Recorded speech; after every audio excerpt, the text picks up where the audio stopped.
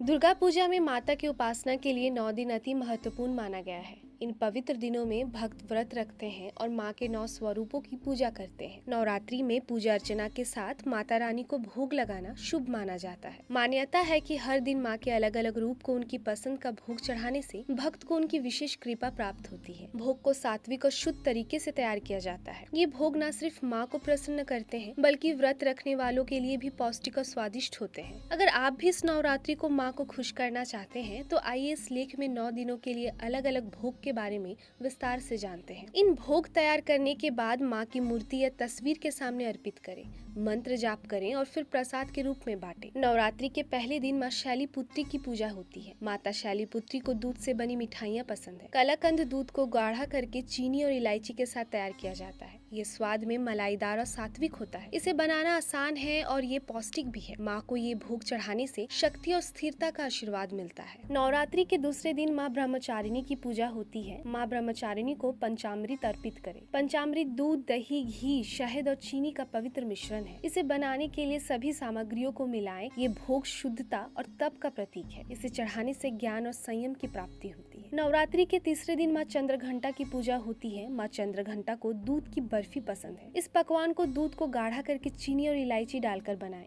दूध की बर्फी पौष्टिक होने के साथ साथ स्वाद में भी हल्का होता है। धार्मिक मान्यता के अनुसार इसे चढ़ाने से अंदर का भय दूर होता है। नवरात्रि के चौथे दिन माँ कुष्मांडा की पूजा होती है। माँ कुष्मांडा को मालपुआ भोग में चढ़ाएं। कुट्टू का आटा, दूध और गुड़ से बना मालपुआ व्रत के नियमों को पूरा करता है। इसे तवे पर घी में बनाएं। ये मीठा और स्वादिष्ट होता है। मान्यता है कि इस भोग से सकारात्मक ऊर्जा और अच्छे स्वास्थ्य का आशीर्वाद मिलता है। नवरात्रि के 5वें दिन माँ सकंद माता की पूजा होती है। माँ सकंद माता को केले की चाट अर्पित करें। केले को काट कर दही, शहद और फलों के साथ मिलाएं। ये हल्का और पौष्टिक भोग है। व्रत में ऊर्जा देने वाला ये व्यंजन मातृत्व का प्रतीक है। इसे चढ़ाने से संतान सुख की प्राप्ति होती है। नवरात्रि के 6ठे दिन माँ कात्यायनी की पूजा होती है। माँ कात्यायनी को पान की खीर चढ़ाएं। दूध में पान का पत्ता और चीनी डालकर इसे देर तक पकाएं। ये अनोखा सुगंधित भोग है। इसे अर्पित करने से वीरता का आशीर्वाद मिलता है। नवरात्रि के 7वां दिन माँ कालरात्रि की पूजा होती है। माँ कालरात्रि को गुड़ की खीर पसंद है। चावल, दूध और गुड़ से बनी ये खीर सात्विक और स्वादिष्ट होती है। इसे धीमी आंच पर पकाएं। धार्मिक मान्यताओं के अनुसार इसे चढ़ाने से नकारात्मकता दूर होती है। नवरात्रि के 8वें दिन माँ महागौरी की पूजा होती है। नारियल और चीनी को गाढ़ा करके इसे पकाएं। इस पकवान को शुद्धता और समृद्धि का प्रतीक माना जाता है। स्वास्थ्य में हल्की और व्रत के लिए सही है। इसे चढ़ाने से शांति मिलती है। नवरात्रि के 9वें दिन माँ सिद्धिदात्री की पूजा होती है। माँ सिद्धिदात्री को सूजी का हलवा चढ़ाएं।